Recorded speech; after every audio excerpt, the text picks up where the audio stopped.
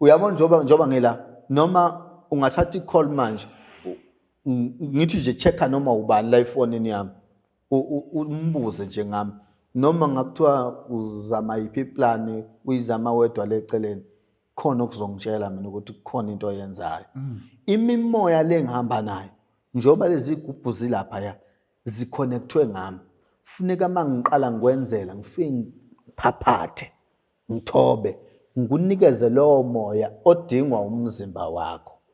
Uma kuyikuthi ngiyabona ukuthi umoya odingwa umzimba wakho lapha ya awukho angikwenzeli isigubhu ngikhande inhlanga emzimbeni uphume uhambe nazo.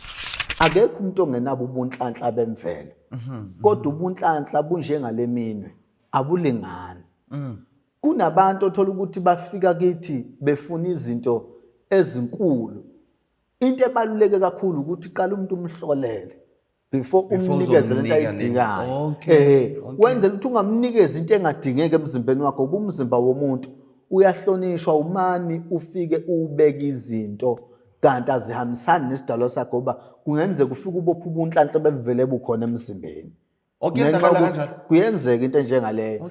Agcina umuntu esexabana nenyanga kube ngathi inyanga emthwebulile kanti inyanga ayihloniphanga usiko lokulandelela ubudalwa ngoba umuntu mayefika kufanele kube ne-communication phakathi kobudalwa bami nobudalwa bakhe. Inkinga yethu i1 inhlupheko esiphila kuye eSouth Africa yenza ukuthi abantu balahlekelwe ithemba umuntu agcine sefuna noma yini ezomenza ukuthi abe right and after lokho ukuthi kwenzakalani akasinandaba. Uyabona mina kufika abantu abadala phathi umuntu mina baba ngifuna ukuceba mina ngifuna ukuceba ngimdala mina ngineminyaka u50 manje ngiyohlanisa u60 ayikho noma ngathiwa i-contract uzongitshela wena ukuthi ifuna ngaki. Uyabona ngebhadi ke mele izo zama contract angizenzi angizazi futhi. Ladies and gentlemen, welcome to another interesting episode of Munchies and Thoughts. Your host, Chef Phatanani Mbatha. Hello everyone, welcome to another interesting episode of Munchies and Thoughts. My name is Phatanani, I am your host. Darlings, it's season 15. We are shooting a new season 15. I want to say thank you so much guys for your support, your love and everything. You guys are amazing. And I've got Ubaba Lana Sawbon. Yebo, ninjani sikhona Nkosi. Sikhona nathi. Yeah. Yazi ngiyajabula ukuthi ufikile. Yeah. Ngiyajabula ukuthi ufikile uma ngicela ukuthi uzoba nami la kwa-Munchies and Thoughts nama Munchies. I can't wait ukuthi sikhulume. Ngizocela ukuthi uzazise ukuthi ungubani, ubuyaphi, udume ngani and uma ufuna ukushiya amanamba wakho ungawashiya ngoba ngeke wazi ukuthi after this episode kuzokwenzakalani. Okay? Yeah. Ngiyababingelela ababukele emakhaya. Sanibonani kuphi nakuphi la nibukele khona lolu hlelo okhulumayo. Dr. Luqwabe odume ngelika 10111 abathakathi. Ekhaya kukwaNongoma lapha oSuthu eNyokeni. Umsebenzi engisebenzayo ke ngumelaphi wendabuko nje. Ngicabanga ukuthi akukho engakuchaza ngalokho abaningi bayangazi njengoba ngibona nje bayazi babona abantu. Yilokho nje engingakusho kwamanje Nkosi Thelmusi. Uma uthi ungu-10111 abathakathi ngicela ungichazele uchaza ukuthini? Igama lomsebenzi engalithola ngomsebenzi engiwenzayo. Okay. Engicabanga ukuthi mhlambe ngelinye ilanga siyoke siuchaza umlando walo. Ngifuna ukuchaza manje. Ukuthi you know uyazi ngikubuza babuqwabe ngoba u10111 mina ngazi kuyinamba yamaphoyisa nekuyinamba yamahala. Uma unenkinga ufunela lo number leyo bekusize ngendlela bakusiza ngayo. U10111 nje emhlabeni wonke uyedwa yilo okhuluma naye. Usebekhona ke abanye abaqhamuke sebaba ngo10111. Okay. But angeke ukulwise lokho ukuthi u10111 namagama esinawo ayefana. So omunye uba u10111 ngoba wathanda igama. Ukuqala kwaleli gama laqala ngo2012 ngibe ukuqala kwami ubunyanga bungihubhe ngumuntu okholwayo futhi ngingabuthanda ubunyanga Ngangumuntu okholwayo nje ngiyisebenzela umlungu, ngiseGoli, ngibuye eGoli ngibe sekhaya. Ngo-2012 nganginenkinga nje ukuthi ekhaya bengingakhona ukuhlala ekhaya ngenxa yalobu bunyanga ngendlela bobungakhona. Bengingabuthandi, yabo. Ubaba wami uphila ubunyanga, uyabona. Ekuphileni kwakho ubunyanga, lento yobunyanga beyenza ngathi asizwani kahle mina nobaba. Ngenxa ukuthi yena uphila ubunyanga mina lobu bunyanga ngibuthandisisi kahle. Agcina abone ngathi ngoba kakhulu bengela ekuthandazeni. Uma ekhuluma izinto noma ngabe izinto njengoprofeti, into makukuthi idinga isintu, mina bengifike nguphikise lokho, yabo, of which is wrong. Kodwa ngenxa umoya ukwenza ukuthi ube nenkani. Bengifike ngiyiphikise lonto le, mangiqeda ukuphikisa lonto le sizophambana ke nobaba singezwani. And lento ngingayenzi mhlambe ekusithekeni, bengiyenza nje obala, uyabona. Uma sekuphumile isonto nami mase ngikhuzwa ngiyayibona lento i-wrong umthetho wayo. Kodwa ikhona into evele ingisebenzise nje ingenza ukuthi ngibe nenkani. Kwagcina shuthi bekuyindlela yayo yokuziprova lento ngoba kwakuyinto eyingathatheki nje serious indaba yami ukuthi kukhona into engihamba nayo. Kwagcina kunomkhubo ukuthi kuvele ukuthi uma kukhulekisa umuntu noma umuntu ephila kuvele ukuthi uzofa, kodwa kunganginiki ikhambi lokuthi lo muntu uzosinda kanjani. Kuthi nje lo uzokufa. Umoya. Ukhulume nami uthi lo uzokufa. Hawu make washo njalo bekungenzeki iphutha 2 weeks bungapheli ashona umuntu. Mhlawumbe lo ayifele ngendlela ayifela ngayo ingozi, omunye mhlawumbe agule kancane ashona. Ngaso sikhathi angazani namuthi nje mina into yomuthi akusinto yami le, uyabona. Kwathi kusuka ngo-2012 cishe wayezophela. Kwavele kwalahleka omunye umfowethu engeke ngimushe igama nesibongo ngokuhloniphela indawo yangakithi. Uthe mayilahleka walahleka lo mfowethu, umoya uyiwona washo ukuthi lo muntu uthunjelwe kuphi. Ababholofithi sebethe ufile. Umoya utshena wena. Umoya ukhuluma kimi ukuthi lo muntu uthunjelwe kuphi. Futhi yini okumele siyenze ukuze lo muntu atholakala. Uqala kwami ukwazi ukuthi lento inginikeza ikhambi yaqala ngaleso sikhathi leso ukuthi ithi lo muntu uthunjwe kanje, udaba lakhe lithinta intombazane, kufanele kwenziwe ini ukuze lo muntu akwazi ukutholakala. Ngenza lolo siko lolo. Ubaba naye wayekhona noma mama wayekhona nje nabo bonke abazalwane basesontweni. Cishe njengoba sikhuluma nje bayobhala abaziyo la ngaphansi ukuthi ngempela lento engisho bayayazi. Kwathi emveni kwalapho emveni kokwenza lelo suku lo kwathi angibatshele ukuthi kuzoba u3 days lo muntu atholakala. Kwaba uLwesihlanu, uMgqibelo, isonto, ngomsombuluko. Ntambama sizoqhuma isililo ngapha phezulu siqonde noma kuyakhala noma kuyajatshula. Abathandazi sebethe ufile. Makuqhuma isililo nathi sithi mina umoya ke muthe uyaphila. Nathi sesinani sithi umoya ubukhuluma into engekho manje kuyakhalwa ngeke. Umoya kanti uchaza ukuthini? Awu nangempela kufika u-anti kunomunye u-anti wangakithi simbiza ngo-anti uSone ngani. Ngiyaxolisa ukumbiza kangaka la. Afika ngijabulele u-anti wami lapha. Marintenhle siyakuthanda. Angijabulele ngaso sikhathi bengisengumfanyana nje impela ngisesemncane. Angijabulele umfana wami. uNkulunkulu uyasebenza, uyakusebenzisa. Utholakala uyaphila. Njengamanje kusalandelelwa imigodo yakhe. Nangempela kwaba njengoba umoya wawushilo watholakala wahamba ngendlela yomthetho ke kwaze kwafika egcineni. Kwangagcina lapho. Kwazoba nomntwana wayengateti. Naye futhi angizukwazi ukumusha. No, ungawasho amagama ekhithini. Umntwana wayengateti sesidlula isikhathi sakhe. Ngicela sesidlula impela nje sekugamenxa inyanga. Wayekhulelwe kodwa angateti. Umoya ke wafika wahlukanisa ukuthi yini eyenza ukuthi lo angateti. Ngahlukanisile leso sono leso, umoya washo wathi kufuneka bahambe bonqanyulwa umunwe ekhaya kubo banqunywe umunwe. Mali ngenziwanga lolu siko ngokwakubo awukwazi ukuthola umntwana, uyashona because kufuneka wenziwe lolu siko lo. Kanti lo mntwana ukhula nje akasazi isibongo sakhe, unini umfihlele and unini usuwashona. Itholakala ngomama omncane wakhe.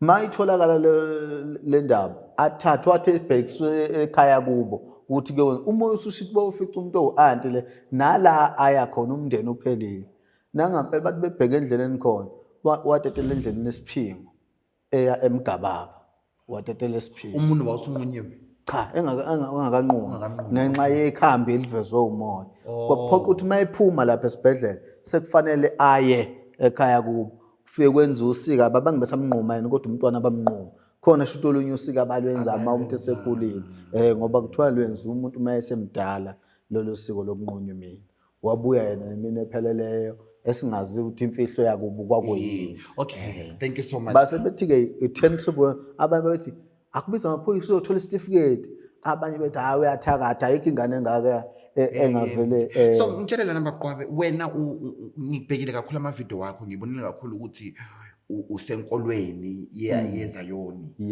angibonanga lezi zobunyanga so kahle kahle wena uyini umthandazi uyinyanga uyisangoma ufola kuphi naba mina nje kahle kahle ngiyinyanga straight uyinyanga ngiyinyanga futhi ekhonayo ukuhlola ekwaziyo lento yokuthandaza e-understandayo ngoba ngeke ngithi ngumthandazi ngumthandazi mangisesontweni ngoba nakuyo lo language yokuba ngumthandazi nobunyanga kuyafuna ngelinye ilanga ngesichaza ukuthi kuhlukanaphi ubuthandazi nobunyanga kuhlanganaphi ngoba khona la kuhlukana khona la kuhlangana khona ilokho engingakusho ngoba ngifuna ukuchaza okuningi ngifuna ukuthi ngingadle esakhe isikhathi ukwazi ukungibuza khululeka isikhathi sama usidle mina sami isikhathi ngeke usidle mina ngishawa unyawo la thank you so much namhlanje ngiphethe ubaba uQwabe usishilo ke ukuthi ubuyapi ubuya kaNongoma right yebo kaNongoma usishilo ukuthi ubuyapi and kuzoba mnandi kakhulu ngoba uQwabe ulana ukuthi ezosifundisa my munches niyazi ngihlale ngivundulule baQwabe ngihlale ngizwa kuthiwa thatha le ndana nabungozi namhlanje ngicela ukusikhuluma ngomcebo ngizocela nje ukuthi ufundise ababukeli bami ngomcebo ukuthi kahle kahle umcebo uyini umcebo siyahamba sifuna umcebo kodwa ngabe siya understand ukuthi umcebo kahle kahle uyini ungayindlala nje then ngizoba nama questions along the way. Okay ake sithi nje egameni lomcebo kufuna ngathi singaqala kulo lelethi thatha talent ayinabungozi. This is your time. Isikhathi sakho lesi. Do your thing baba. Sengibonile kakhulu amaphutha siwenzile ebunyangeni. Angifuni ukuthi mangikhulume ngiyikhiphe ngaphandle ngoba nakho ngela phambi kwemedia. Amaphutha siwenze kakhulu ebunyangeni. Even namanje maningi amaphutha esiwalungisayo engiwalungisayo angawethu singabela bendabuko so njoba ngila angeke ngize ngikhulumele abanye noma ngikhulumele mina sizoyibhanqa sonke ngabhande linye ukuthi sonke sonile kahle kahle kuyitemu lokho ukuthi thatha lento ayinabungozi elingesisisono elingekho wrong kodwa ngenxa ukuthi kunabantu aba-act ubunyanga bengezona izinyanga leli temu ligcina selilimaza isizwe sakithi negama lobunyanga ayikho into engenalo igama mnewethu ayikho bantu eSouth Africa asinayo into okuthiwa izophuma enyangeni kuthiwa inalo igama kuthiwa thatha lento ayinabungozi abaningi bathi kusuke kukhulunywa ngenyoka nami ngicabanga ukuthi abanye bathi kukhulunywa ngomamlambo okanye ngani omunye aligoqa athi isithwalo kodwa nje ayikho into engenalo igama makuthiwa thatha lento ayinabungozi singasho sithi itemu lalilungile kodwa ifuna ngathi singayi understanda lento ukuthi kukhulunywa ngani ngiya embuzweni wakho egameni lomcebo umcebo akuyona into noma ubani ongakwazi ukuyenza ayenzele umuntu ifike iphile angazi noma le ngishoyo iyezwakala akuyena noma ubani ongakwazi ukufika enzele umuntu athi umenzela umcebo ifike iphile. Uma njoba sisebenza ngobunyanga sisebenza abantu, lokho kusho ukuthi sineyimfihlo ezithile esingeke sakwazi ukuzichaza public eziqondene nobunyanga engingakwazi mina mhlawumbe ukufike ngikhulume nazo zikhulume nami, kodwa mase kumele kufike wena namakhamera akho kungasangivumeli ukuthi ngingakwazi ukuxoxa nakho, mhlawumbe futhi kungakwazi nokuvuma ukuthi ngingakwazi ukuthi kuvele egameni lamakhamera. Kodwa uthola ukuthi mina njengenyanga nginayo imfihlo yami engikwazi ukuyibona ubuso nobuso ngikhulume nayo. Ngiqonda ukuthi umcebo kuyenzeka uzalwe nawo, ukhona kodwa okwakhiwa umcebo. Owokwakhiwa umcebo ufuna ukuthi wena nyanga uthole omunye ongaphezulu kwakho. Iningi lethu sihambile sayofika koMozambique, mhlawumbe abanye baya koZimbabwe bayofuna amandla kubantu abangaphezulu kwabo. Uma siye kulabo bantu sisuke siyothenga umuthi, iningi lethu sizinyanga, sibuye njengoba ubona isizwe silimele kangaka egameni lobunyanga ekuthenini kuthiwe abantu balande imicebo yabo yangaphila. Sishawa ukuthi zithi inyanga zakithi mazisuka la zifike yithenga umuthi, zibuye nomuthi wokuthi kukwazi ukuthi kudle zona. Badobeka abantu basondele bangene bafike bethi bathatha lento. Nginento engifuna ukuthi ngiyiveze iqonde la. Once wathatha into uthi la ekhaya ufuna ukuzoyitshala ukuthi imile ithele ibe nezithelo. Once yangamila shuthi umhlabathi wala ekhaya ungcolisile. Angazi noma lenkulumo engiyikhuluma iyezwakala. Uma ulande into kimi njengenyanga wathi wena ufuna ukuthi lento izokukhandela imali, once lento yafika la ekhaya yablocka yangasa ikhanda imali, shuthi khona omunye umsebenzi esiwenza ongasesiwona lo udingayo. Okay, I'm listening. So lento inkinga ngiqonda ukuthi ke egameni lokuthi umuntu aphuma ahambe ayolanda into ezophilisa yena, uzobuya la akho kwakhe okungasahlangana nalokho akulandile, athi wakhela bani wena oze kuye ukuthi uhambe uyophila into angayazi ukuthi iyaphila, ngoba lento bekufanele iphilise yena kuqala. Uyabona, akayazi lento ukuthi iyaphila, uyayithatha uyinikeza wena uthi lento izokwakhela umcebo. Umcebo umoya othile oxhunyaniswa nomoya ophilelwa umzimba, okuyiwona lowo moya okumele wamukele ubunhlanhla. Iwona umcebo wokwakhiwa lowo. Kuyenzeka ubeke kumuntu uthola ukuthi emzimbeni wakhe lo moya wena osebenza ngayo, ngoba lento yomcebo inama level athile nayo ahlukeneyo, ayifana kuyona into eyodwa, ayifani inama level wayo. Uthola ukuthi lowo moya okhuleka kuwo wena umubika isidalwa salo muntu okhona ngaleso sikhathi lo muntu oyiclient. Ngoba lento le mawufika nje mina kethi kwaQwabi uzofica kunamaziko, mina ngithi isigubhu kuduma ukuthi igubhu Amagono. abaningi bathi isigubhu asikho. Mina isigubhu ngiyasikhanda, mina isigubhu, mina ngineyigubhu inqwaba lapha. Mina ayikho imonto engingayigibeli engifuna ukuyigibela njoba ngikhona nje. Ngakhile mina kithi futhi ngisakha namanje. But into zami angithathi ngizibeke kumedia noma into zakithi ngiyibeke kumedia, yilokho nalokho engikuvezayo kumedia.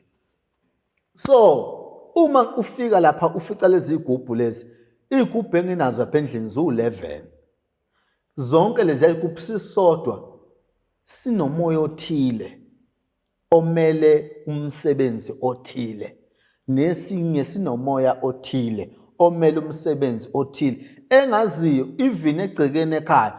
Uma ngazi ukuthi maqala kuthinteka something, into zami mina zabiwe ngokwemoya ehamba nami ngoba ngilapha nje zabiwe ezami izinto. Uyabona njoba ngila, noma ungathatha icall manje ngithi nje checka noma ubani la efonini yami umbuze nje ngami noma ngakuthiwa uzama yiphi plan uyizama wedwa leceleni khona okuzongitshela mina ukuthi kukhona into oyenzayo. Imimoya lengihamba nayo njoba lezi igubhu zilapha ya ziconnectwe ngami. Funeka mangiqala ngikwenzela ngifike ngiphaphathe ngithobe ngikunikeze lowo moya odingwa umzimba wakho. Uma kuyikuthi ngiyabona ukuthi umoya odingwa umzimba wakho lapha ya awukho, angikwenzeli isigubhu. Ngikukhande inhlanga emzimbeni uphume uhambe nazo. So into esilimaza kakhulu thina silinyazwa ukuthi siba nezinto eziphilisa thina. Mawuye enyangeni uzobuya nomuthi ogeza wena, ubuye nesigubhu okuthiwa sizogeza wena, sichelela ekhaya. Lo ofika kuweke ozofuna usizo uzomnikeza ini ngoba wena uphumile wahamba walanda ukuthi lo yamuntu adwenguleka abuye eze kuwe. Uxolo kancane. So uthi kimi uma sihamba siya Mozambique, Malawi, wherever siyolanda lento siyoyilanda. Siyo singalandeli ukuthi sizonika abantu siwe ngiyami. Iningi lethu nje siphila leyo mpilo. Then mase ngithi nginikeza abantu lento ngisuke sengibanikani phela? Usubanikeza lo lwakho ulwazi olungekho. Uyabona? Uma ungathi uyabheka isilile sise South Africa ukuthi inyanga zikhuthuze abantu. ISouth Africa yonke nje uzofica kuthiwe inyanga nje isigebengu. Uyabona?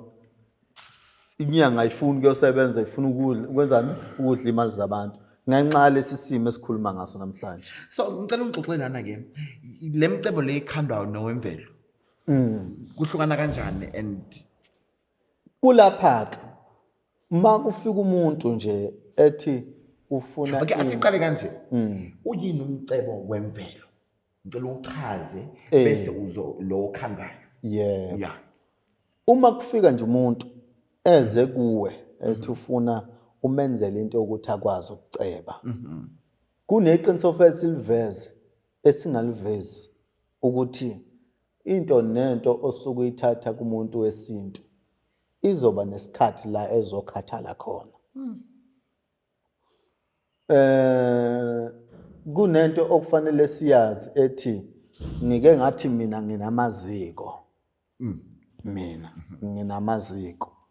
Njoba nginamaziko ngokuhamba ngibone ngigcine sengiba nezivumelano ezithile neminye imimoya emele inobunyanga ukuthi ngizenze. Lezi zivumelwano engizenzile azishongo ukuthi angibulale ekhaya, azishongo ukuthi angibulale ngaphandle. Akekho umuntu ofile. Kodwa zikhona izivumelwano engiphila ngaphansi kwazo. Kanjalo nomuntu oza kimi mayizofuna into yokuceba not into yokuthi aphile nje normally. Uma izofuna into yokuthi aphile nje normally uzoyithola into ezomenza ukuthi aphile normally. Umcebo lowo wani wokwakhiwa. Okay. Ngifuna ukuqala ngalowo oqala. No problem. Kuphinde futhi uma efuna into yokuceba ngempela nje ke eqonde nomcebo kufuneka azi ukuthi sekunemithetho kufanele ahambe phezu kwayo. Angalenzi iphutha lokuyijomba. Imvama yemithetho yakhona ayifuni ukuthi uma kuyikuthi ekhaya kune problem ukhipha imali uthabenze. Ifuna ukuthi wena ubenzele. Oh, okay. Lemcebo le ikhandwayo. Ile ekhandwayo. Kunenkinga ekhaya. Ubenzele. Ngoba once walokhu ukhipha imali kusuke kugwenya ukuthi kungabonakala umuntu omthandayo kakhulu. Imfihlo isuke lapho kungabonakala umuntu omthandayo kakhulu ngoba izogcina lento isimhlaba abuye azosebenza. Uyabona? Sisuke sigweme ezinye izinto. But ivumelwano ngiqonda ukuthi sisegameni lezivumelwano ukuthi uma umuntu ezofuna ubunhlanhla noma umcebo wokwakhiwa usuke ezobhekana nani nama challenges okufanele ngempela wagcine awalandelele. Kuyenzeka ufike uthola ukuthi imali yangena kodwa futhi iyachitheka. Zinkinga ezikhona lezo.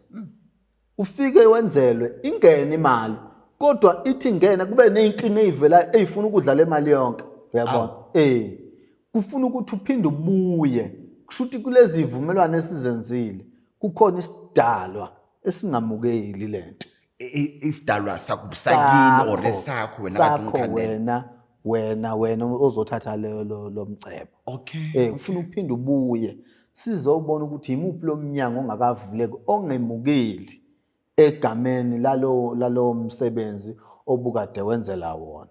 Bese sibuya siza emcebeni wemvelo. Umcebo wemvelo kuya nokuthi uzaleke kanjani.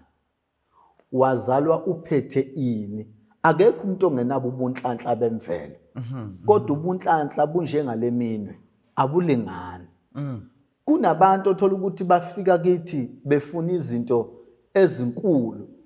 Into ebaluleke kakhulu ukuthi qala umuntu umhlolele before umnikeze lento ayidingayo. Wenzela ukuthi ungamnikeza into engadingeki emzimbeni wakho. Ubumzimba womuntu uyahlonishwa umani ufike ubeka izinto kanti azihambisani nesidalo sakho ngoba kungenzeka ufike ubopha ubunhlanhla bevele bukhona emzimbeni. Kuyenzeka into enjengaleyo. Agcina umuntu esexabana nenyanga kube ngathi inyanga emthwebulile kanti inyanga ayihloniphanga usiko lokulandelela ubudalwa ngoba umuntu mayefika kufanele kube ne-communication phakathi kobudalwa bami nobudalwa bakhe. Okay.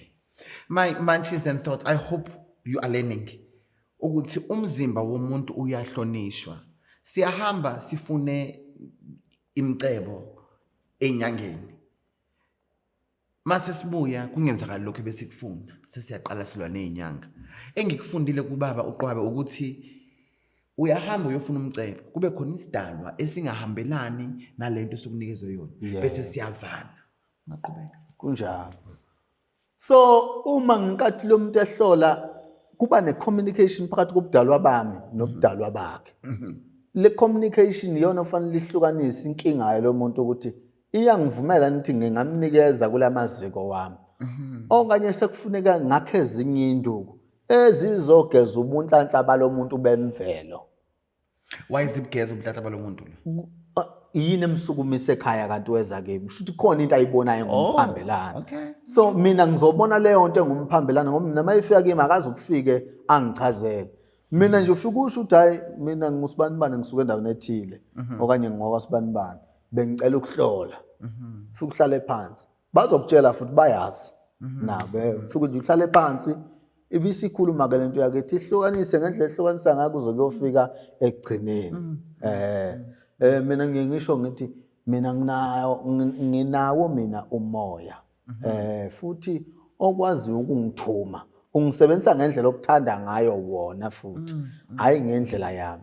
So ngisebenzise wona ekuthenini mayisefikile lo muntu iluphi kusiko kufanele ngimenzele lona ukuze lobu bunhlanhla obukuye emzimbeni busebenze ngalendlela afisa ngakhona noma ngalendlela babukade bubekelwe yona ngoba kufuneka sibe nayo lento ethi ukudalwa komuntu ukuba khona komuntu kusukuvusa isidalwa esithile ukuthi sikwazi ukuphila. So ngesikhathi esephila lo muntu ubusuthola ukuthi ngenxa yokukhula nokudibana nemimoya eminingi sekugcina sekuba nokulahlekelana kwalo moya okuyiwona ayewudalelwe edalelene nawo. So mina kufanele ngiqale ngilungise le nto leyo ngihlanganise yona bese ngikwazi ukuthi ngiqhube lobu bunhlanhla ukuthi bumvulele lo mnyango awudingayo. Kulowo mnyango awudingayo sekuzoziswa khona ukuthi sesingafaka nobuhlahla bokwakhiwa okanye lobu adalwe nabo buyakhona ukuziphushela bona bobodwa. Enjalo nje. Ngiyayithanda ke le oqeda ukisho. Ngiyacabanga ukuthi abantu abaningi nama manje azongivumela emakhaya ukuthi siyakhohliswa ngala ngaphandle uthola ukuthi unenhlanhla nje yakho yesidalo odalwe nayo. Then usutshela ukuthi hayi ileyo ekhandiwe kanti umuntu akakhandanga inhlanhla lawo inhlanhla nje yakho. Awukazi waba assessment esijalo ukuthi kufika umuntu mhlambe kade eye somewhere bamtshela izinto then manje sekumele ulungise le nhlanhla le and then amasika khona ngakhona ukuthi mhlambe usichazele. Uyabona nje mina ngokwami angazi engingakusho maningi amaphutha engwalungisayo lapha kwaQwaba. Maningi amaphutha engwalungisayo ayenziwa abafowethu. Maningi kakhulu namahlazo nje esigcina sesiwezwa siwalalele sithule ngoba akukho esingakusho. Namhlanje akusekhona ukuthi kuyelashwa. Qali besizumana ngezulu, inyanga beyizumana ngezulu. Shane ngomuthi gula umuntu abhekele. Namhlanje inyanga seziyadubula. Uyabona? Kodwa nje kubhlungu abantu abaningi abafikayo uthola ukuthi umuntu sesatshisiwe sekunani nani izinto ngaso isikhathi azihambanga kahle. Uyabona? So uma kufikwa egameni lokuthi umuntu uhambile wafike wathola something yangamsebenzela wabuyela enyangeni inyanga yabisamukela bayafika lapha ekhaya siyakulungisa izinto ezinjengalezo. Uma sikulungisa kugcina kodwa kumkhosta kakhulu. Uyabona? Ngoba kufuna ukuthi ibulawe lento mayibulawe sekufuna ukuthi kubekwe into enamandla ezokwazi ukuhlula lo moya obukade ehamba nawo, ngoba kushuthi lo muntu uthathe umnyama wakubo wawuthatha wawumbesa wena. Yingakho ngithe lento igcina siqhatha iclient nenyanga. Uyabona? Uyabona? Ngoba manje kuba sengazi ukuthi inyanga isilivalile iclient kanti inyanga ihluleke ukubuka direction nanokwazi lento eyenza ukuthi iyini lento ayenzayo. Uyabona? Ayikho into ebaluleke njengokwazi umsebenzi wakho uqonde nokuhlonipha nje umsebenzi obunyanga. So uma silahleka kulo direction leyo lonto leyo iyasidayisa sisonke egameni lobunyanga. Iyamosha, and I think that's why nigcwele ku social media nilwa nodwa. Omunye nomunye angazi ngathi ufuna ukubonisa ukuthi yena mkhulu kunomunye wazi umsebenzi kunomunye, kodwa cha izinto esizizwayo kwanami ngingumantshisi izinto engizizwayo azikho mnandi. Hence ngikubizile ukuthi ake uzochaza ngalomcebo ngoba ngihlale ngizwa kuthiwa thatha lento ayinamgozi siyathwalisa mina ukuthwala kuhle ukuthwala kubi. Ngifuna ukwazi ke ubungozi bokuhamba uyolanda lo mcebo okhandwayo. Ake siye la amanye wamaqiniso aye afihlwe. Engizokusho ngizokubeka kube sobala ukuthi ngaso sonke isikhathi kunesinto esithi mase kuzoba mase kuzosa kuba mnyama kakhulu. Lesiyasintu lesiya ungasithatha kancane sikhuluma izinto eziningi ongeke ukwazi mhlambe ukuthi uthi angeyichaze njengamanje, kodwa sisho izinto eziningi. Kodwa engizokuveza kusekuthenini oyazi ukuthi into enobuhle iphikisana nobubi kanje. Once nje into yaqala yayinhle yazi ukuthi bukhona ububi obukhona la. Kuyenzeka ukuthola ukuthi ufikile ngisichaza ubungozi njalo. Kuyenzeka uthola ukuthi ufikile ngikunikeze lokho engikunikeza khona. Ngikutshela ukuthi ukwenza kanjani uhambe futhi kukusebenzela. Uma sekukusebenzela kuya nokuthi uthathe siphi stepesi. Mina ngine-stepesi ezintathu. Uqala kwesisodwa sazo. Ngoba ngisuke ngenzekani ukulawula lento ebengade ngikhuluma ngayo ngithi kuyenzeka umuntu umenzele uthola ukuthi iyafika iyasebenza kodwa imali iyayichitha akakhona ukuphatha imali. Uyabona? Ngoba lezi ezinye ezingapheki kwalesi ziyahlupha ilawuleki awusakwazi ukushintsha siyiso nje siyiso asijiki. Uma ukuthi singene nje saphoqa ukuthi ifuneke simoshe sizomosha udu. So kufanele kuqalwe ngalesi ukuze lesi sibe isisekelo. Lesi su number 1. Lesi kulezi intathu esisodwa nje sasi noma beyisiphi lesi sizoba number 1 sizoba isisekelo esizomukela lesi ukuthi lesi asifica ukuthi umthetho wala ekhaya uyilokhu singasafiki sishintshe ukwenza. So uma ke ufika ngikunikeza lesi stepesi kufuneke wazi ukuthi uma ufika lapha ekhaya ake ngithi ke kuyayifaka imali kuyayichitha. Yazi ukuthi kuzoba nabububi vele endleleni. Ububi bakhona kungenzeka ukuthi ngesikhathi amandla ephela walesi stepesi lezi zinto ihamba amandla wazo akhathala. Ngenkathi ekhathala phoqa ukuthi ubuye ngizophinde ngiqhubeke ngi-upgrade into yakho ngoba ngeke usaphinde isteps esisodwa ufune ngi-upgrade. Kodwa futhi uma kuyikuthi ubuqale ngaso lesi wasuthatha lesesibili esingalawuleki. Okwesithathu sizoqala sifuna izinto engathi zinegazanyana.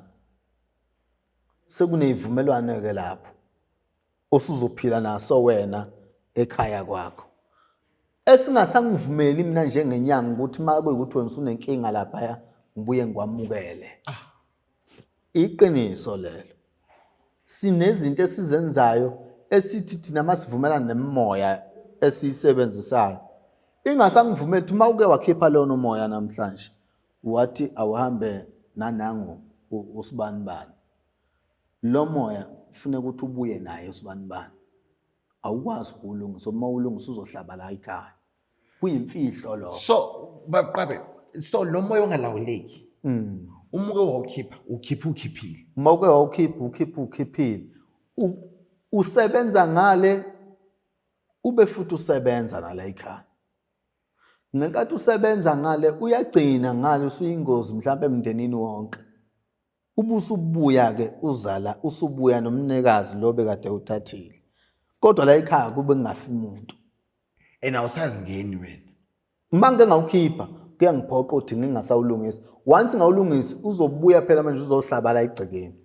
So ukuprotect wami umndeni ukuthi wena ufune ngikutshele ukuthi uma kuyikuthi ufuna lokho uzodibana nalama challenges lawa nalawa. Uyabona? Uma kuyikuthi wena uthayalungele ama challenges mina ngiyakwenzela. Uma yabona umunye ukathi mina akunankinga noma mhlambe angashona umntwana wami oqala. Uyabona? Okanye noma ngashona usibanibani. Uyabona? Kwesinye isikhathi akho ayikhombele yena. Ufike wena ungayikhombeli. Ungayi kulokho akukhombile. Uyikhombele wona. Lokho okudinga Ungathatha unkosikazi, ungathatha ingane. Imvama kuba unkosikazi noma enganeni okanye umzali. Kusebenza kanjalo lento. Uma kungamthathanga uzovela shintsha umuntu ephila ahlanye nje ikhanda angalapheki. Asebangathi uyalapheka angalapheki. Lo muntu umzimba wakhe ungenwe umoya wrong. Ungenwe umoya walento ayithathela kimi. Lo owakhe umoya ophilelwa umzimba iwona ususebenzela wena njengomuntu akade uzothatha la kimi. Usebenzela lo moya wakho ophila usebenzela abantu. So uzosebenzela wena manje. Usebenzela lo kade ezothatha. Uyabona nje asithi unomfweni wena. Uma wena unomfweni uza kimi. Mina mangifika ngikunikeza khona sithi ngikunikeza na incwadi le. Le ncwadi le izofika uthwebula umoya walomfweni. Usebenzele le ncwadi kusuke lo moya uyosebenza ngalomfweni ukuze abonakale ephila. Kodwa akasaphila usesebenzela bani le ncwadi ukuthi wena uphile. Kuningi. Baqwa ngicela ungitshelelana ke. Uma senza zonke lezi zinto idlozi zisweli kuphi? Umbuzo ojulile lo. And ngicela ungiphendule. Umbuzo ojulile lo. Uyabona njoba kade ngisho ngithi kuba nezitebhisi ezu3. Lezi ezu3 izitebhisi kuyangiphoqa ukuthi noma kanjani mangiyifaka angiyifake kube nesidalwa esemukelayo. But once yaqala into yakhona yafuna igazi.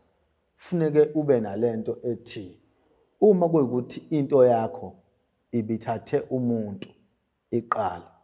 Ukwazi lo muntu ukuthi shuthi akafanga. Uphelile nje emehlweni ethu ukukhathazwa inyama ukuthi inyama ihambe yophumula. Kodwa akubengesiyona indlela okufanele afe ngakhona. Uyaphila. Uyabona? Ngesikhathi ephile lo muntu shuthi idlozi la alisekho. Wena usunedlozi elilodwa yilo muntu lo. Futhi lo muntu umele wena. Yonke into la ekhaya ihamba kahle ngoba khona wena. Mzukane kafa wena. Sekuzoba inkinga ngoba uzothola ukuthi nami mina nyanga mhlawumbe sengishonile. Engangikwenzele lento le. Okanye ngikhona wena wafihla akekho umuntu owazi ukuthi ubuhamba ngiqwaba. Uyabona? Lezi zinto bese zenza ukuthini? Kubuyisa inyanga eziningi sinebhadi namhlanje. Abantu abahlolayo abasekho. Abasekho abantu abahlola sebancane. Iqiniso lile ngilikhulumayo. Sebebancane abantu abaningi manje sebesebenzisa ubuqelemu, ubugebengu. Hleli lapha phandle bayarecord okanye wenziwani. Uyabona? Okanye bokufaka endlini kuthiwa khuluma. Uyabona? Ubuqilo sebebukhona njengamanje lokho. esibonile nesibuzwayo ama-client efika abike ukuthi bakufaka endlini bethi khuluma. kuthiwa khuluma uzisho ubani uze ngani. Into enjengaleyo. So asikho lapho. Ngisegameni elithi ubudalo buyaphazamiseka uma usuthatha izinto engathi zithi ukuba powerful. Nami njengenyanga uma usufikile uthi ngifuna ongathi kuthe kuba powerful, ngizokubekela lokho engikubekela khona, kodwa kunokunye okungehlulayo ukuthi ngikwazi ukukutshela khona. Ngoba vele ngiyakubona ukuthi kuyimfihlo yayo lento. Uyabona? Uzoyibonela wena mase ngoba phela ufuna kube ne-communication yakho nayo lento. Mina ke mangikwenzela sengikwenzela into engathi ijulile. Angikwenzeli isifana kalome. Ufika ngelanga nje engisoniqala ngalokho ukusebenza ngoba ngeke ufike namhlanje uhambe namhlanje. Uma ufika namhlanje uzolala namhlanje nakusasa ulale. Mhlawumbe uzohamba elangeni lesithathu. Kufuneke Asenze isifana kalome. Kufuneke lo moya ozobusebenza lapha ya uqala ubone ngamehlo. Uma kuwukuthi ufuna ukusindayo ufuna uqala ubone ngamehlo. Uzozisho wona futhi ukuthi uyemukeleka hayi noma ungemukeleki nami ngizobona awumukeleki. Kufuneka sizame indlela yokushintsha ukwenza. Babuqwabe Kuyenzeka idlozi lingayemukeli khona isindi enjalo. Livele liyichithe. Uma liyichitha akufuneki umuntu ngize ngimkhiphe nalo moya ngithi akahambe nawo. Kanti idlozi alisawemukelanga ngoba sekungenzeka ukuthi aphume nalento ahambe nayo avela ashone. Sekuba sengathi ubani othwele ngayo imina njengenyanga ngoba mayiphuma ekhaya uzothatha ubikile ukuthi uza kuqwaba. So umthetho uthi angingamvumela ahambe nawo. Kodwa once ophuma nawo ngegate wahamba nawo noma beyiphi inkinga sikhandeka ngale ngaphandle mina ngisangena ngoba la endlini uvumile la endlini ukuthi lo moya uyemukeleke emzimbeni wakhe. Ukuthi ke lekha usedibana nayo inkinga akusekhona okaqwabe lokho. Naye ngimtshela ngakamenzeli ukuthi siphekwa le nkinga njengamanje. babuqwabe tell me la. Wena njengalomuntu ophethe le moya le. Amadlozi akho wena awaphazamiseki aphi ngaleso sikhathi kwenzakalani? Imoya njengale akuyona imoya ephilele ekhaya. Okay. Imfihlo ifike ibe lapho. Kuzongihlula kodwa futhi ukuthi lokho ngikuveze la. No, it's fine. Ngenxa yemfihlo. No, lokho uyimfihlo ungakuvezi. Yeah. Kodwa imoya enjengale ngaso sonke isikhathi kufuneka wazi ukuthi ayiphilele ekhaya kunabantwana khona, kunonkosikazi khona. Mina nginamakhosikazi ekhaya. Njengoba nginamakhosikazi, le moya igangile. Ingagcina ichuzele yona unkosikazi. Uyabona? And mayichuzela unkosikazi izomenza izinto ezisinaks. Uyabona gcina unkosikazi angasalawuleki nje. Uyabona? Hayi ukuthi uyena lo moya usewusebenza ngayo. So imoya njengale ayiphileli iningi layo ekhaya. Lamaziko esinawo ilahlambulukile. La sobona ukuthi ayinkinga aba nezigodlo zawo eziyinkinga. Sizoke sixoxe ngelinye ilanga kusafuna sikhulume ngomhlabathi namanzi. Mina nje uNkulunkulu omunye angimazi. Mina uNkulunkulu engimthandaza umhlabathi ngoba konke ngikwenza pheke umhlabathi. Kusafuna sikhulume ngalonto le ngoba kuyafuna ukuthi uma sesikhuluma ngale moya, le moya kuyafuna ukuthi ngichaze ngayo le engithi ayiphilele ekhaya. Ufuna ngichaze ngakuthi yini cha ngeke namhlanje. Ngeke namhlanje. Ngoba sikhuluma ngomcebo. Asingawamosha Okay, I tried my man. He's running away. Okay, babuqwabe ngicela ukwazi lana ke lo mcebo lo osuke unawo. Siyasibone uthola ukuthi mhlambe kwambatha bekucetshiwe. Kunawo yonke into. Then umbatha sekayashona emhlabeni, sekayahamba emhlabeni. Uma esehamba umbatha emhlabeni kuvele kushabalele yonke into. Kusuke kwenziwa yini lokho? Ngabe mhlambe manisinika lo mcebo lona khona ukuthi mase ngihambile kumele ubuyele la uqhamuka khona. Vele isikhathi esiningi njoba ngisho ngithi iy'tebhisi zibantathu. Uma nje uthola umuntu owazi ngempela ngalezi zinto, uzokutshela ukuthi iy'tebhisi zibantathu eseqa lapho sesinomkhutshana. Uma kuwukuthi umuntu ofuna into heavy kakhulu, uqala kulezi engathi zinemkhutshanyana noma ngaba ayichithe igazi kubantu. Kodwa zisuke kukhona la zilifuna khona somewhere somehow. Ngaleso sikhathi leyo nto lefuneke wazi ukuthi iphila ngaye kuphela. Ingakho ngithe kufuneke abe nemithetho ahamba pheyikwayo nezivumelwano zokuthi imali akayikhiphi. Uyabona, kodwa uyenzela la egcekeni. Lento iphila ngayo, inhlupheka nizokuyibona ngoba khona yena. Makuhamba yena yonke leyo nto iphelile ngoba lento ibinginjani, ibingeyakhe. Injalo nje. Mara is it fair? Siphile impilo ebuthabathaba mase kuhambe wena asisaphili kanjalo. Inkinga yethu i1, inhlupheko esiphila kuye eSouth Africa yenza ukuthi abantu balahlekelwe ithemba, umuntu agcine sefuna noma yini ezomenza ukuthi abe right. And after lokho ukuthi kwenzakalani akasinandaba. Uyabona? Mina kufika abantu abadala phathi umuntu, mina baba ngifuna ukuceba mina. Ngifuna ukuceba. Ngimdala mina ngineminyaka ewu50 manje ngiyohlanisa u60. Ayikho noma ngathiwa icontract uzongitshela wena ukuthi ifuna ngaki. Uyabona? Ngebhadi ke kumele izo zama contract angizenzi, angizazi futhi. Kodwa ngiyazazi izinto engathi zinemkhutshanyana. Uma kuthiwa kukhulunywa ngemimoya, kunemimoya ekwazi ukuthi ikhulume nawe straight, uhleli nathi kanje. Ikwazi ukuxoxa nawe, uthi ukhuluma nathi kube ngathi khona into oyifundayo la emqondweni wami. Hayi ngoba uborofita.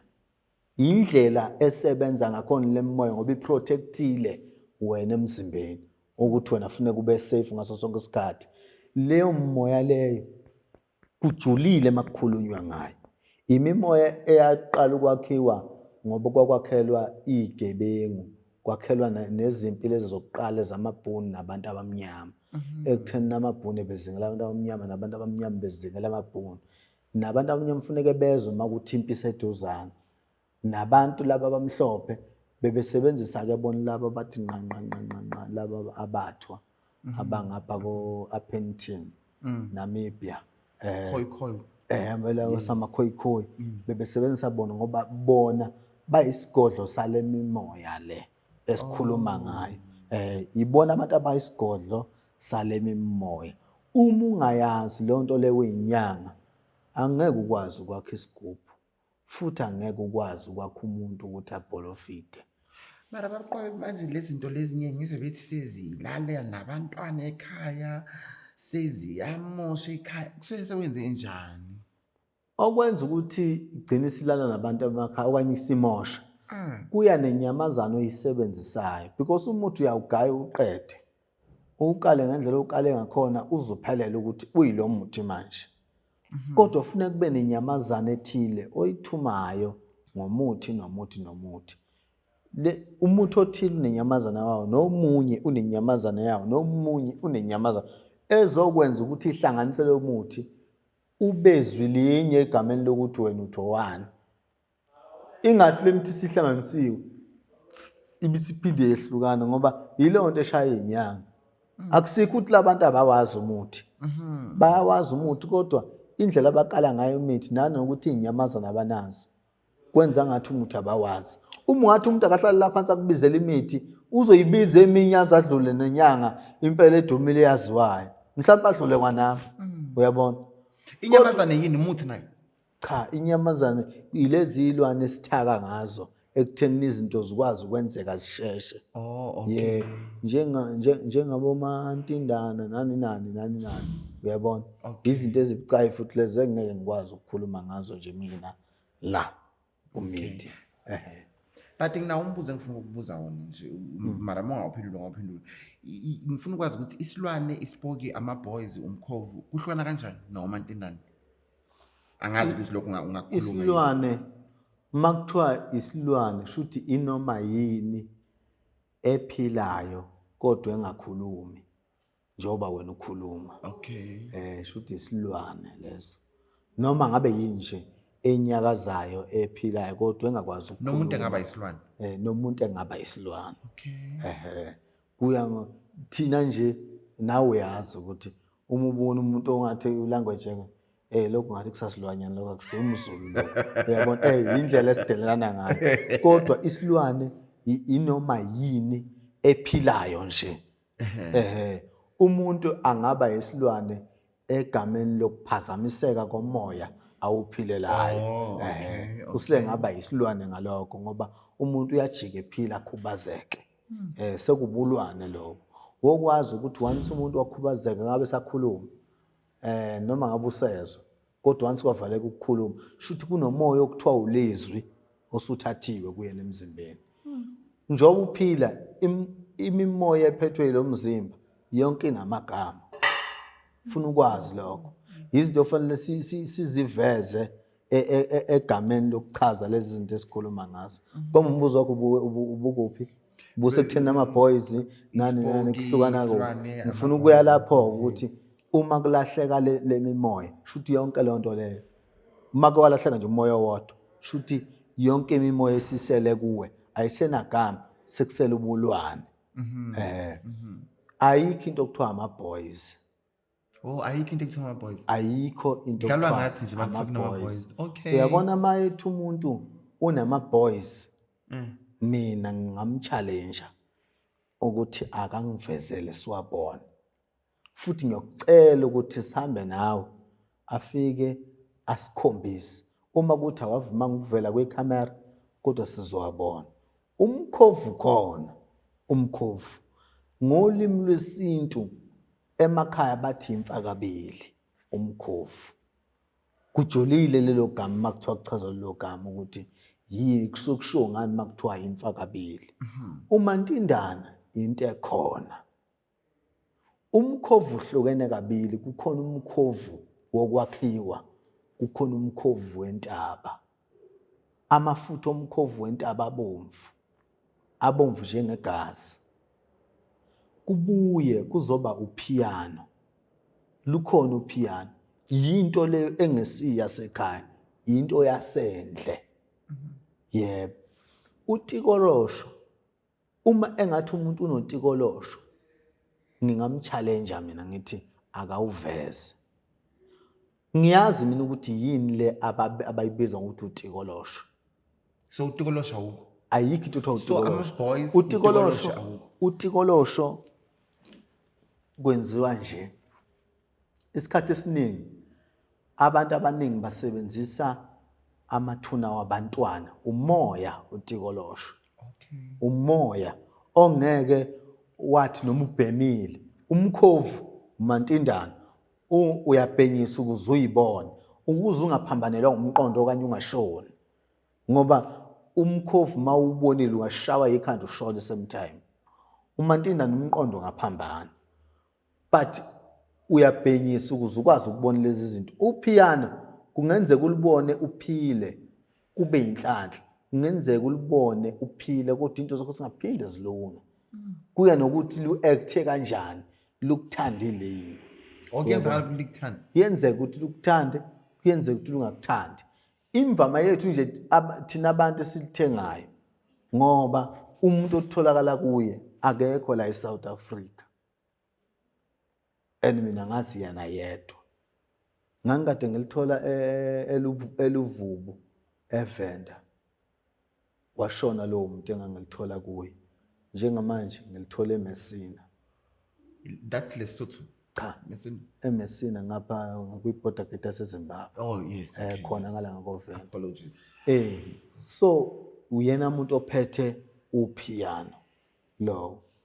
Izona inyamazane ezisebenzayo nje obulunguza ngithi kufuneka ube nenyamazane ethi lezoyithuma ithumeke uma wenza izinto. Ngisegameni ke lokwehlukanisa embuzweni wakho ukuthi lezi zinto izinto ezikhona ezinye izinto ezingekho ilanguage yabantu. Mhlawumbe ukubanini bona bathi ama boys ngoba esho ukuthi mhlawumbe uhloniphisa okuthile kwalezilwane okukodwa ukuthi uzokunikeza mhlawumbe bekubili o uzokwenza kanjani asazi mhlawumbe ngabe kuyezwakala mayethi nje khona ukuthi ama boys abafana yini le abafana ayikho into enjalo. So asinawo ama-boys. Awekho Abayeke nje ama-boys. usiqambela amanga. Awekho ama-boys. Banganiqambeli amanga. Uthanda utikolosho mos. Utikolosho awukho utikolosho. Umoya osuke wakhiwe ngumntwana lowo. Uyabona? Kwakhiwa lowo moya lo ukuthi uyoba uhlupho lomntwana. Lowo moya wakhiwa uvuswa umiswe njengomoya womuntu wesilisa kumuntu wesifazane. Uvuswe umiswe njengomuntu wesifazane kumuntu wesilisa ukuvala ini ubunhlanhla bakhe. Wow. So Khehla awungixoxela. Siyasibona ukuthi abanye bayasithatha lezi zinto lezi. Lo mcebo lo okhandwayo othengwayo ngoba phela bayahamba uthenga basically. Uthola ukuthi umuntu akasakhona ukuthola abantwana, akasakhona ukugana, akasakhoni nje abanye uthola ukuthi mhlawumbe umuntu bekade straight sekayithola sekathandana nabanye bafana sekathandana namantombazane. Kusekwenzekalani? Kusekwenze njani? Mhlawumbe ungangifundisa lapho nama-munchies. Bengike ngayiveza ekuqaleni ngathi kunezinye izinto ezizongihlula ukuthi ngiyiveze la. Okay. Kodwa sekuyizo lento njengoba ngithe iziteps ezintathu mase kuqala sekuzwa ngapha ngithe kuba nemithetho ophila phansi kwayo. Leyo mthetho iyona egcina sekufaka lapho kulezo nkinga ezinjengalezo ukuthi uthola ukuthi sekufanele ubulili bakho mhlawumbe umoya osebenzisayo owuthathile wenyoka. Uyabona uyindoda. Le nyoka ifuna ukulala nawe. Uyabona? Sekumoshakala. But kahle bamqwabe inyoka vele iyalala nabantu. Into ekhona le. Inyoka like inyoka phela umoya ngithi lo. Kodwa khona uzofika ilale na. Uyabona lokhu ukuthi kuthiwe umuntu uhlala nenyoka endlini ayikho lento le. Ayikho into enjengale. Kodwa nesikhathi okufanele ifike ngaso i-communicate nawe noma yenze umsebenzi wayo izofika. So labantu umoya lo uqondene nawe kuphela. Lo muntu akakwazi ukuba nomfazi. Yabona? Akakwazi ukuba nomuntu okuthiwa nje uzokuthiwa uphila naye. Uma enomuntu aphila naye, uma uthi ulala nenyoka engowesilisa, shuthi kuzoba nezinsuku la akufanele abeyedwa khona ukuze lo moya ukwazi ukwenza usiko lwawo. Yebo, ngoba kukhomba ukuthi einsikweni esesimedlulise kuzo sekunezinsiko okufanele ayigcina yena nalo moya awuthathile ezimfihlo yabo wabili. Yizo-ke lezi engiyishoyo ngithi uma sekuthiwa seyishintshile seyigila imikhuba le awusavumelekile ukubuya nazo la ngoba njengoba uhambe nalo moya ukwazi ukwenza yonke le mikhuba yazi ukuthi ekugcineni kufuneka ubuye nawe lo moya siphinde futhi siqhubeke senze siye phambili. Yazi sinokubona kuma-social media mhlawumbe uzongipha impendulo la. Kunabantu kuma-social media baveza iy'nyoka zabo. Ngabe iy'nyoka vele lezi zomcebo mhlawumbe iy'nyoka nje abasithengele zona basabisa thina ngazo or what? Because now ububona kuma-social media. Kule nto ka-social media ngeke ngiphawule kakhulu. Emhlabeni sihamba ngikubona ngeke sikwazi konke. Usuku nosuku ufuneka wazi ukuthi empilweni ufuneka kube nesifundo osithathayo. Noma ngabe kunini. But mina engingakusho into esuke ingiyomcebo iba nezinsika ezijulile akuyona into ongavela uyiveze noma kanjani. Futhi akuyona into engavumela wena ukuthi uyenzise noma yini oyithandayo. Yona funeka yenzise wena. Uyabona? Uma nje sisinda ngalendlela yazi ukuthi lonto iyakulawula ingakho kumele ube nezinsiko oyilandelayo ngoba usalawulwa isidalwa sakho sewulawulwa umoya ulandile ingakho ngithe idlozi liyaqhela. Wow, thank you. Enjalo. My Munchies and Thoughts, I hope ni enjoy the episode. Niyazi ukuthi content ayiqodola ka Munchies and Thoughts. Kodwa ke engikufune namhlanje ukuthi lezi zinto lezi esizithengayo esizilandayo asisenzi fashion parade ngazo. Baqaphe your word of wisdom. Ungathanda ukuqwayisa ngayo ababukeli bethu, ungathanda ukubatshela nje uthini siyavala manje lo hlelo. No, mina engingakusho kuba abukele emakhaya ukuthi noma ngabe uhlupheke kangakanani noma ngabe mhlambe isipho isimo obhekene naso ungazitshela ukuthi isixazululo sakho sisekuthwaleni. Funa ngathi ungahlala phansi ucabangisise kahle ukuthi ngempela leyo nto uyayidinga.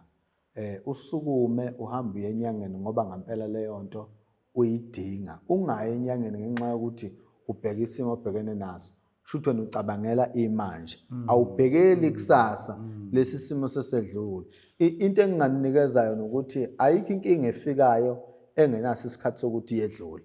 Yonke inkinga ifika yenza umsebenzi wayo ibisiyedlulisa kusale wena. So ngenkathi sekusele wena ke nempilo yakho sekufanele kwenzakaleni ke mase uthathe wena inqumo zokuthi ufuna kube nomuntu ofayo kwenye sekufanele ungabi nabantwana ngoba egcineni mayisikhona imali impilo siqhubeka uyabadinga abantu ozodla nabo nemali uzoyidla nobani ingane ongasenazo.